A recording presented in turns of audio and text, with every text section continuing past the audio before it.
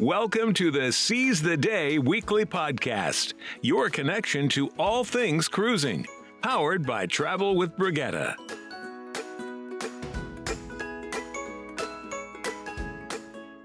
I'm cruise lover Julie Williams, along with travel agent extraordinaire and cruise expert Karla Meza.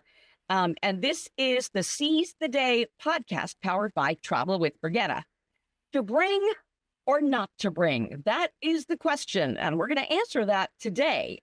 You know, there are things that you might want to think twice about bringing, either because they're not needed anymore, or maybe they're illegal and you don't even know that, or things that the cruise line just doesn't allow for, whatever reason. There are things you might not think of that are banned. So stick with us until the end, because not only are we going to tell you what not to bring, we're also going to tell you some things that you can bring that might make your cruise a little bit more enjoyable. So, Karla, let's start with, what would you say should not be brought on a cruise ship? Well, we do have a number of lists of items that are completely not allowed. And again, we want to preface this saying this is all dependent on your specific cruise line you're taking. And these lists are definitely available to you on their website if you want to double check anything that we have said here. But first and foremost, let's just start with any illegal substances. Let's just avoid it. We're trying to have a good time. We're trying to have a vacation, but let's not ruin it before it starts. When we are boarding a cruise, it's very similar to, going through TSA at the airport. There are policemen, there are dogs. There's a new trend going around here, with a lot of CBD products, and that may be illegal stateside, but it's definitely not in the cruise world. And we have to also keep in mind that usually we're going to different countries and these ports have different rules. So that's our number one, avoid any illegal substances. If you break some of these laws on the ship, you might end up in cruise jail. They do have jails on there. If you break it in one of the ports, you might end up in a foreign jail. Yes. If you get caught doing it as you're getting on the ship, probably the worst that'll happen is, you get denied. Don't get on the ship. They ban you forever from getting on. So good idea. Don't bring CBD, marijuana, even if it's legal where you are. Don't do it. Yep, definitely. That's fun. And we have quite a few things too. Like, I know a lot of people are really into their drones nowadays, especially, big family vacations, want to get all these cool shots. And again, that's going to be very dependent on your cruise line. And most of them will say no, or they might work with you to where they're going to store it for you with their own security. And then that's going to be, dependent on you, how trustworthy you feel that scenario is. But what do the ports say about that? Do they have different laws about using drones in port? I believe they do, because it's a security issue for them, especially in the ports where you have the duty-free stations and you have possibly even the embassies where they, on these smaller islands, that feels like an invasion of privacy. They don't know what you're up to. Okay. And a really good one with that being said, security wise, an issue I've seen on Carnival ships, especially, or any ship that's very family friendly, during the summer months and stuff, any type of weapon looking toys for your children. I know my son, his favorite thing in the world are his Nerf guns and his water guns in the summer. Nope, not okay. It's going to get taken away and you're just going to deal with the tantrum. Definitely one of those things you want to avoid. Yeah. What else should we not take with us? One of my items that makes me sad that you cannot take, especially on those winter months, or maybe you're doing like an Alaska cruise or something, no heated blankets. Oh, yep. Think of that. No heated blankets. Yeah.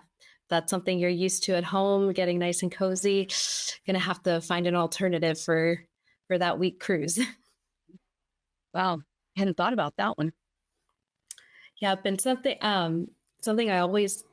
I used to do is we used to like to make our own breakfast for the morning of because, sometimes it's a long process getting through and finally getting to the buffet after all the long lines and getting to your room, maybe getting your bag. But perishable food is no longer allowed at all on the ships. It's actually become more of an issue with uh, the ports. It's not necessarily the cruise lines on, of course, you're already provided with all kinds of food. They're not even worried about that. But it can be illegal in the ports if you get off with a sandwich, any meat and cheese that's not being declared, that you will get fined in specific places like Cozumel, a very popular port for us here out of Texas, Galveston. That will get you a fine going home. Mhm. Yeah, and some people like to bring like homemade cookies or homemade muffins to give to the waiter, waitress. Maybe as a That's tip, not a thank allowed you. anymore. Yeah, No, it's not allowed. definitely not. And really, the best thing to tip with is money anyway. I mean, that's what they need. Yeah, of course. They're doing a service and Mhm. that's how we tip. Let's see. What else can we? I'm sorry. I was just asking if there's anything else you could think of. Yeah, and you know what? Let's keep going with what's more illegal on the port side. That it's more of than the cruise ship. It's going to be something surprising: camouflage clothing. Mhm. That was new to me. I mean, I don't even think I own a piece of camouflage clothing. And it's one of those things where, again, it's not that you're going to find that on the cruise lines do not bring list, but especially in the Caribbean islands, it's actually illegal. You will be arrested. Well, yeah, they take that seriously. Very seriously. I guess it's just because only officials are allowed to wear them there. I don't know, but they're definitely serious about that. Yeah, it's one of those things again where these smaller islands, these smaller societies, they take their security very, very seriously, as we all should, but they're just on a smaller scale. And so they have a lot more rules in place when there's a lot more foreigners around. And what are some things that specifically you can't have in the room in your cabin? That's a good question. One thing that you might think you could have because you're in a small cabin, there aren't that many outlets. You might want to bring yourself power strip, some kind of extension cord, but those are definitely not allowed. You definitely want to avoid busting the one outlet you might have. And that might even be something that by the time you're going through security, they might just take it out of your bag and say no, and you're not getting this back. I thought that was okay if it was not surge protected and that like on Amazon, I got one, Yes. and Yes, you definitely can do the protected ones. yeah, this says Some- it is approved.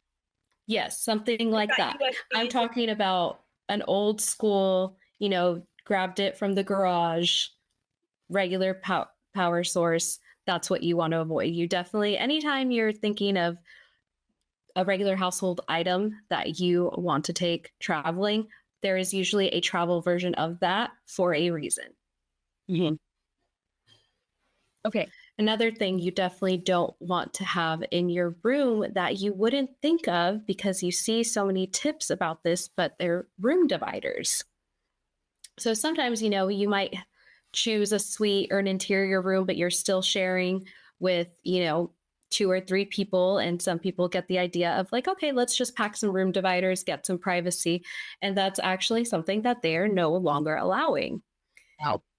I know. And that's a new one. That sounds a little more like a money grab one, but rules are rules. So do they ever provide something like that? Because in a money grab, it would be because they want you to buy it from them, I would think.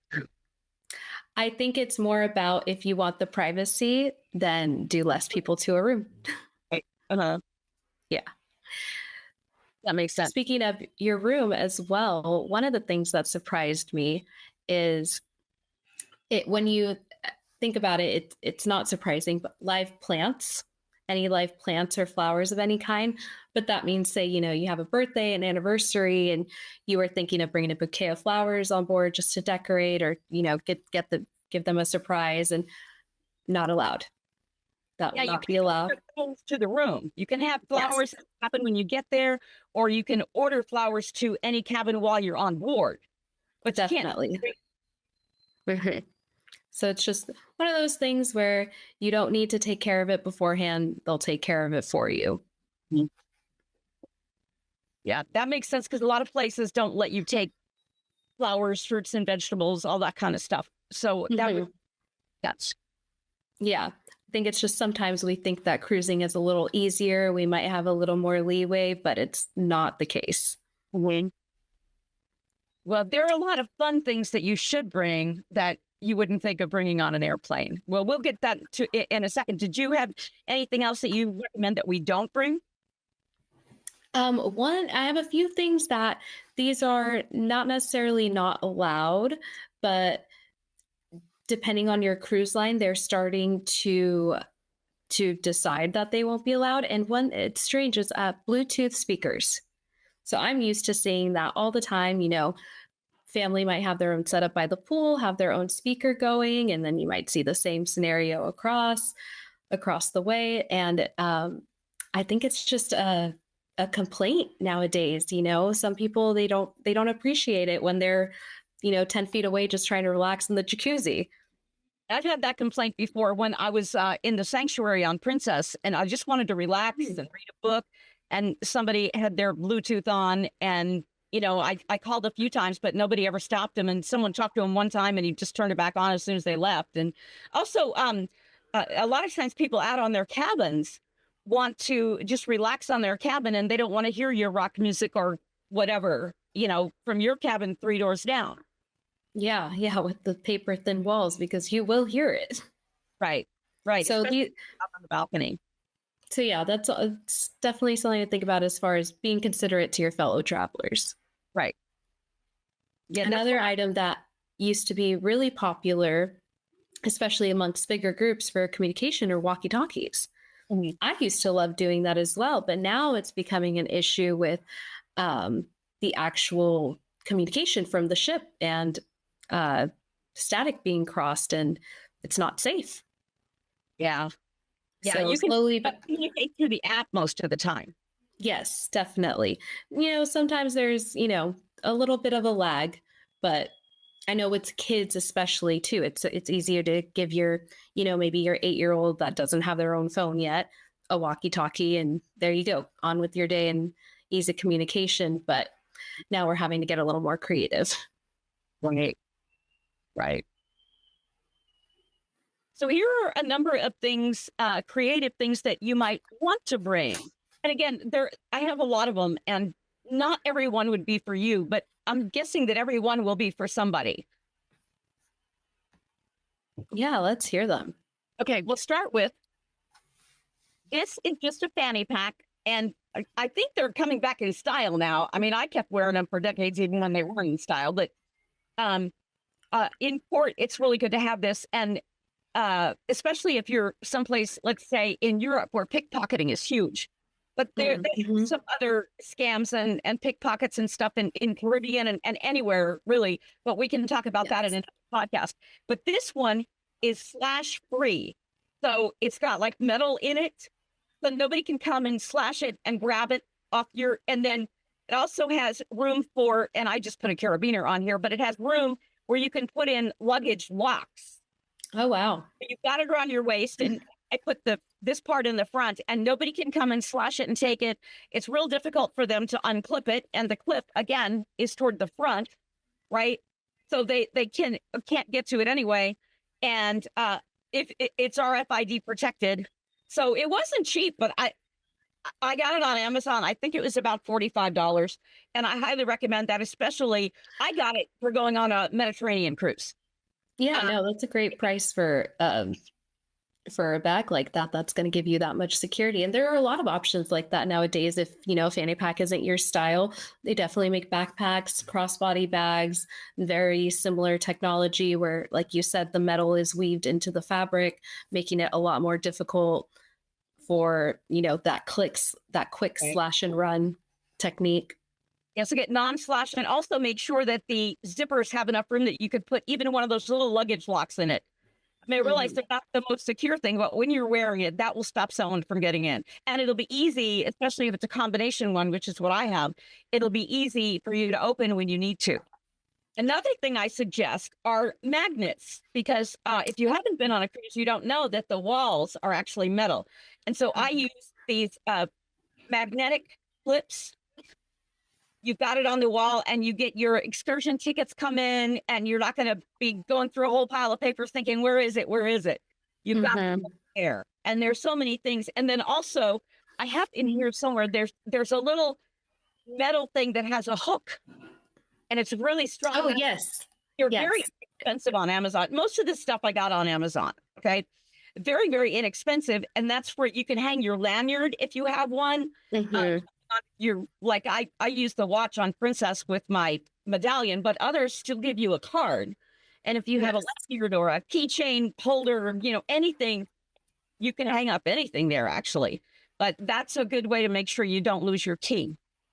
Then there are these refrigerator magnets, basically, that you can put a piece of paper up. And then this here is a whiteboard magnet.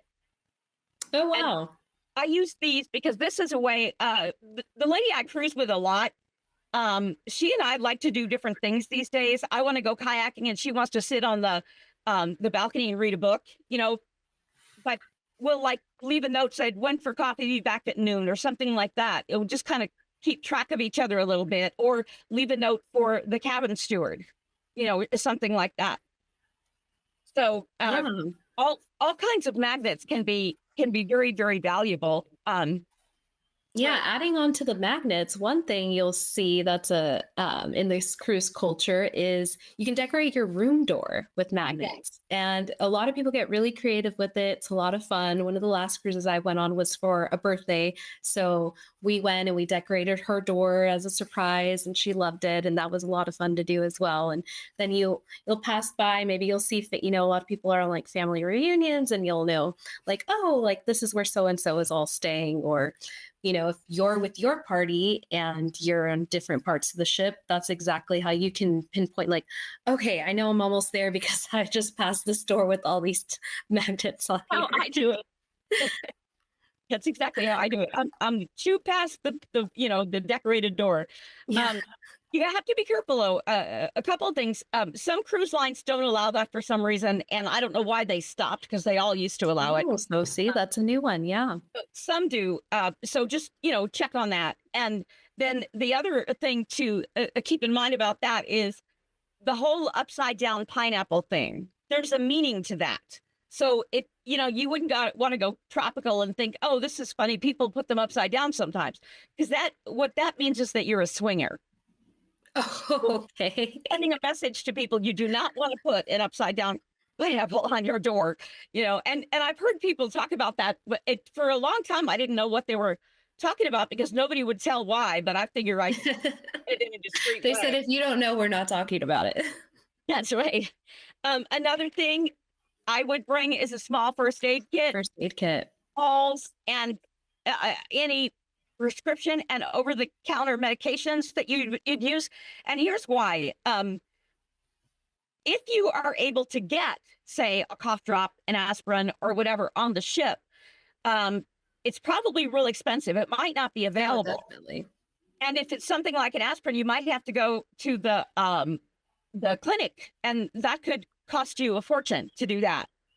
So I would bring stuff like that. I remember I had a cough, and I was on a mission trip in Cuba, and all I wanted was some hard candy or a cough drop. And we went into every single store. Everyone had cigars, but nobody had something like that. And the thing is, it not only will it maybe not be available, but the other thing is that that if it is available, it might cost an arm and a leg, whereas all you have to do is throw a little first aid kit in with some aspirin and some Dramamine, Yes, that's what I was going to say. Your Dramamine. I don't always think of that, because really we'll use seasickness on another cruise. We'll talk about that, but for most people, it really is not an issue. And I'll add on to your first aid and cough drops. And my favorite thing to bring is a little pack of emergency. Have at least one for each day that you're there. You know, you're going to be around a lot of people, doing a lot of new things, touching a lot of things. And it's just the worst thing is coming back sick after a great vacation and needing a vacation from the vacation. So that's always on my packing list for sure. And the other thing is getting a sunburn in port. So this is aloe vera gel, after sun aloe vera gel. I believe it's got lidocaine in it too. I would prefer just plain aloe vera gel, but it's not only good for your skin, period, but it helps with the sunburn, and it's very good. Yes, definitely. That is any beach trip, I would say that would be an essential. And one of the other things I have that I don't have with me right now, but I recommend is a portable water bottle. So you can take some water off the ship, and you don't have to buy bottled water when you get to maybe a Mexican restaurant or something. And what some people do is they'll take those little tubes of electrolyte drink. Yes. Or Crystal Light or something like that, and they'll put that in their water bottle, because there's lots of free water available, not even in bottles, but free water available on the ship, and that that you can drink, because that's all purified.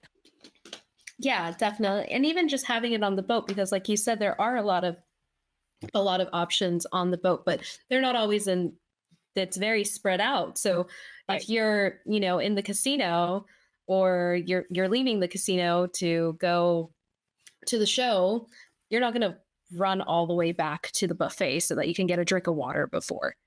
Yeah, exactly. And if you're going to be out in the sun for a little while out by the pool, then you might want to consider something like that. I'm not sure, but I think if you were to get it at the bar, they probably charge you, because it's probably water bottle at the bar. But in the buffets and the places where they have coffee stations 24/7, you can always get water there. Yeah, exactly. Of coffee, I like coconut milk in my coffee. Oh, okay. Last time I went on a cruise, just a year ago, a little less than a year ago, I brought a case of this. And this is the non-perishable one that comes in the carton. And they were, I didn't have any problem with it. Because I try to stay away from dairy, and the coffee on a ship, like, people love it, but I like real weak coffee, so I don't really like it. So I even brought it to the dinner table, and I wasn't alone. I saw other people, like at the breakfast table, bringing, certain organic cereals and stuff like that. So yeah, a lot of people have their, diet restrictions and preferences, and there are some things you can bring on, again, as long as it's, not perishable. Mm-hmm. So that's just one thing that I wouldn't want to be without, because I drink coffee day and night, and the coconut milk is what makes it good. Here's another one for you: Ziploc bags, or those takeaway containers, so that you can dispose of them later. Sometimes you will want to go to the buffet and get yourself maybe stuffed or a charcuterie tray to have in the afternoon in your cabin. Yeah. Or you might want to even take lunch back to your cabin. So, and another thing I've heard people do, I haven't seen it, but to buy like a cafeteria tray.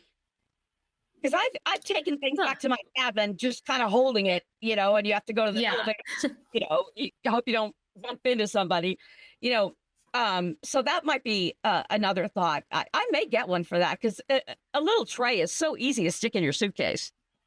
Yeah, definitely. And my first thought is, say you have your whole setup at the pool, and those chairs, people are eyeing them, and you're not going to take your whole family to walk away just because people want some, maybe you're getting some snacks for the kids and stuff, but exactly, you want to be able to come back, and may not just be for yourself. You're getting, water for one person, a sandwich for another, a few bags of chips.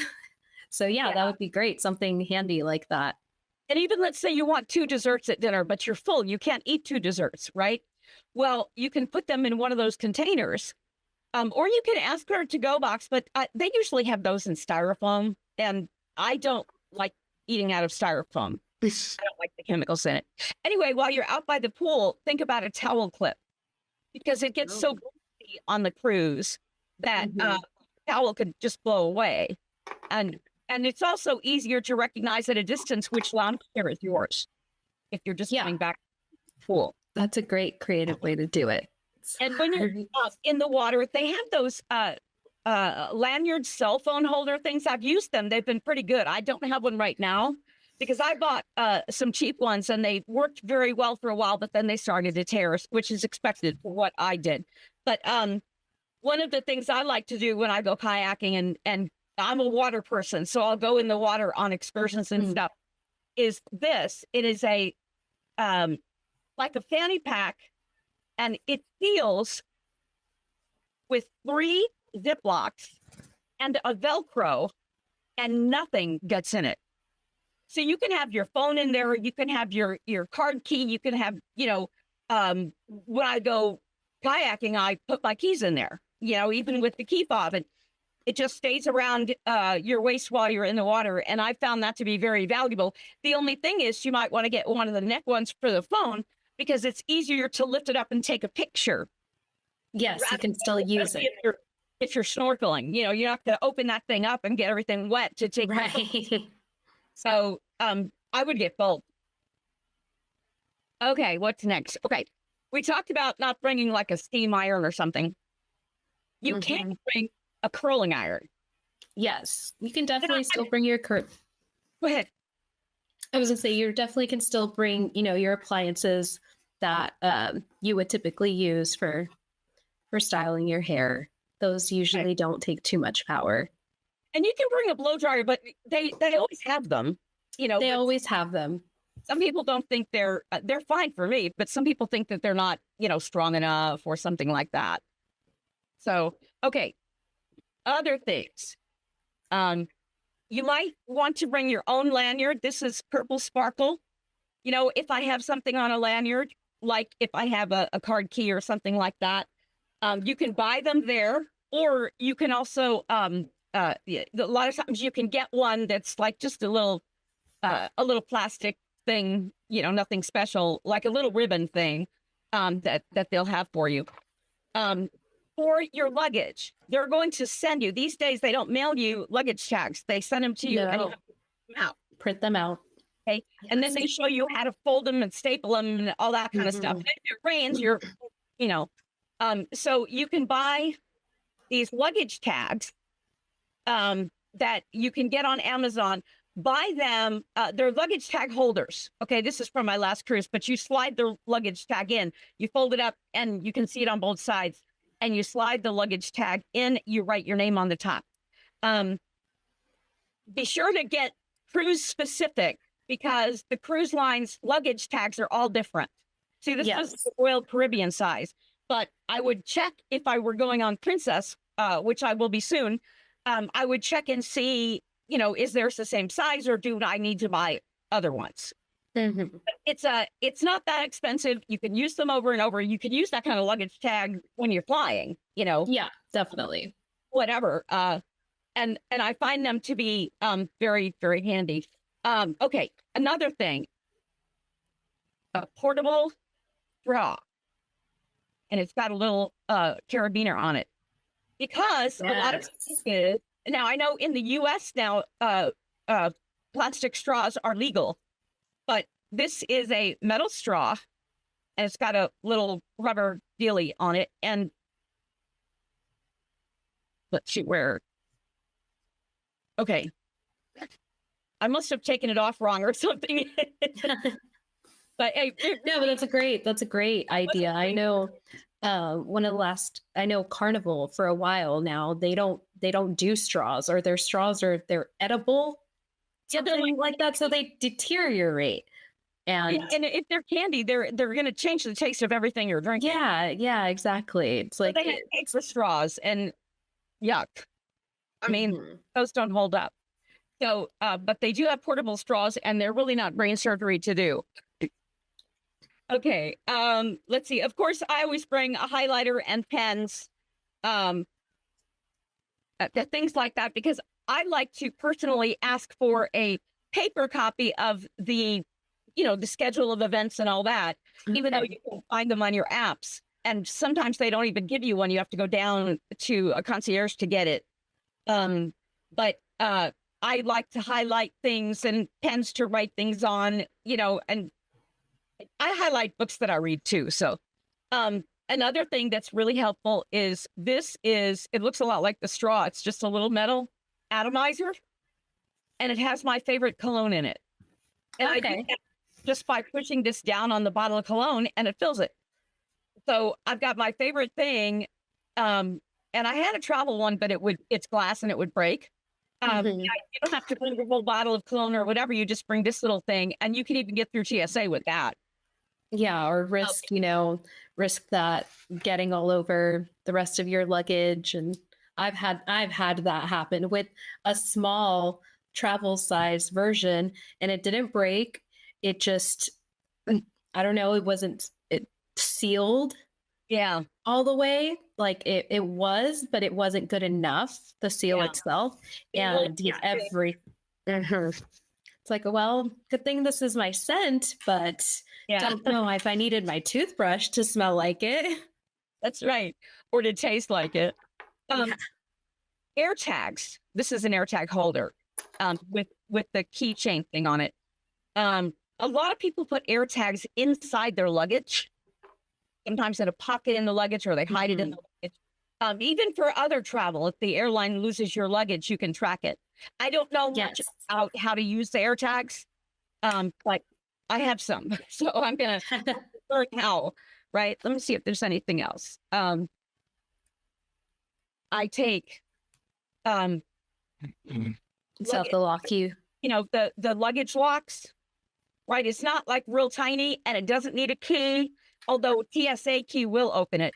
But this is very small, and so it can fit into a zipper on my backpack. And I get a bunch of these, and I put them on my luggage, put them on everything.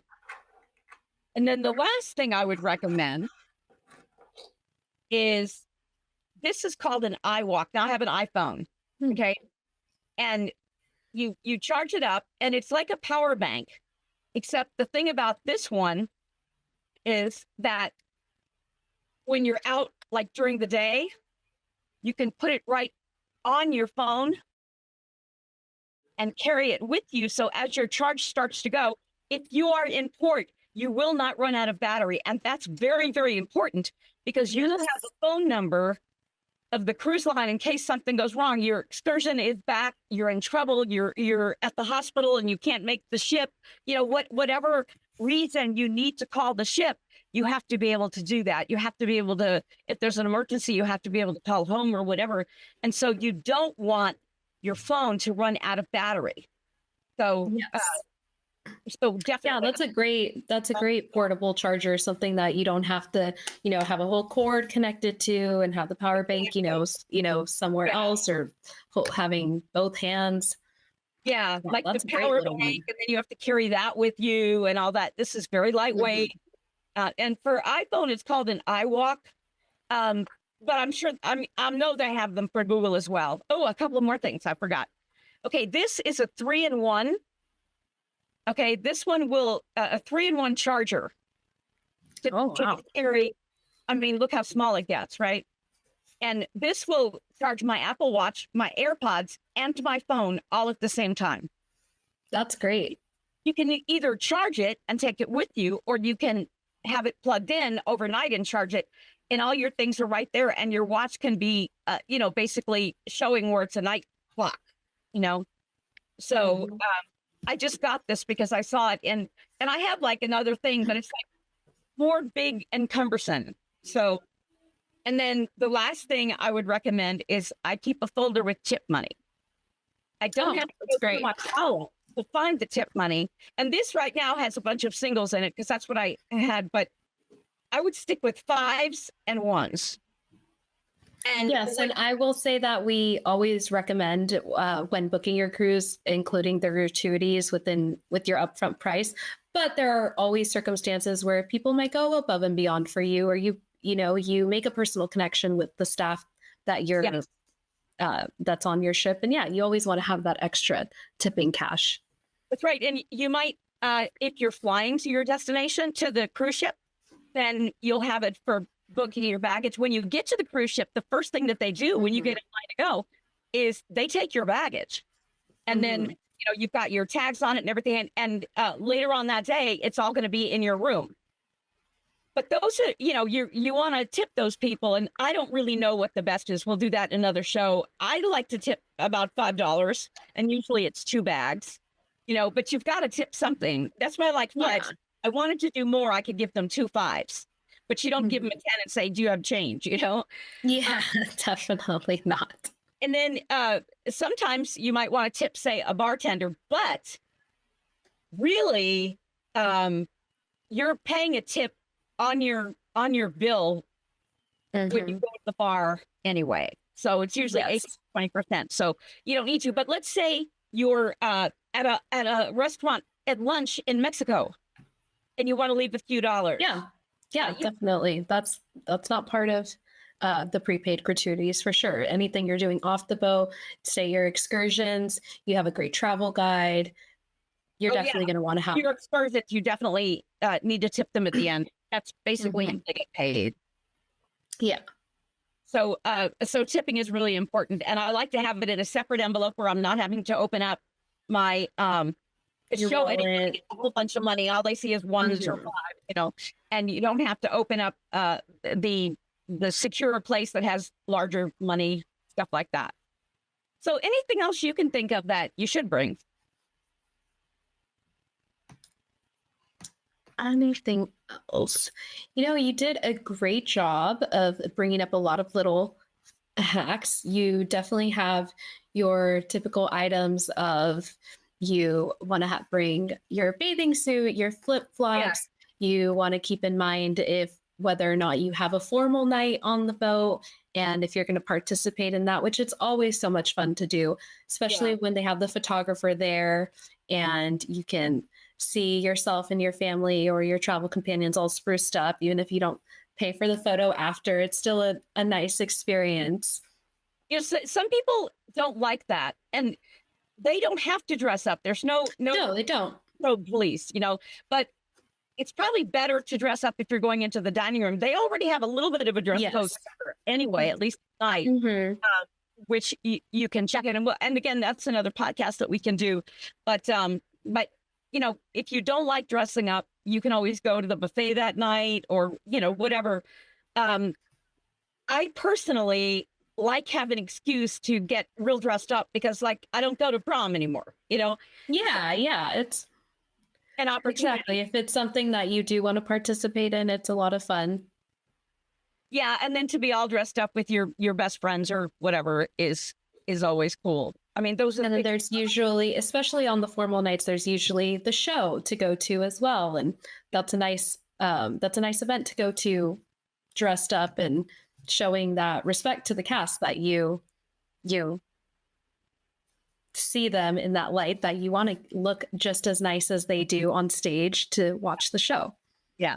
Now, it's my understanding, and I could be wrong on this because I'm not, a cruise expert. I'm just a cruise lover who's done tons and tons of cruises, right?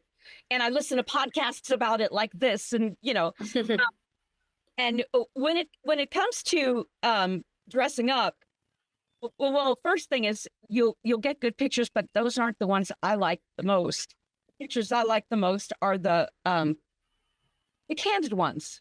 Yeah, of course. The ones you take yourself, the ones your friends get of you.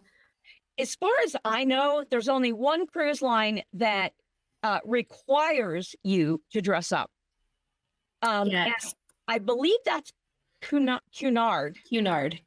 Yes. Yeah. And so that's what I was going to say as well, that depending on the cruise line you're on, there is an expectation of a certain level of how you should be dressed, certain dress codes for, once I believe on Cunard specifically, like you said, I think as soon as it's evening time, after 6 p.m., I think if you're out of your room, you need to wear a sport coat. Yeah. So that's, again, just very dependent on the cruise line you're with. And another thing to think about is if you're on, say, Virgin, they have a red night or something where everybody and I think someone has a white night or a black and white, where all over the ship people are wearing those colors. And then there are theme cruises, which we will get into in a podcast. But so you might want to bring your 50s outfit, or or around holiday times, like right now, we're in the Carnival season, and I know there are certain cruise lines that they'll do that. They'll have a party on the ship, and they say, bring all of your bring your beads, bring your purple and green and yellow. So yeah, there are definitely a lot of things, not necessarily just formal nights, but other, like you said, theme nights that you might want to pack accordingly. Right. And then Trekkies. Trekkies are, if there's a Star Trek cruise, you're going to be maybe in the minority if you don't up as a Trekkie, Yeah, I don't know that that's true, but it's just a thought. Anyway, I want to thank you for joining us on the Seize the Day podcast. We're Karla and Julie, and we will talk to you again soon. In the meantime, seize the day. You've been listening to the Seize the Day podcast, powered by Travel with Brigetta. If you like what you heard, please like and subscribe. And as always, feel free to ask us anything in the comments section. We love to hear from you. Or email us at bookings@travelwithbrigetta.com. Till next time, seize the day.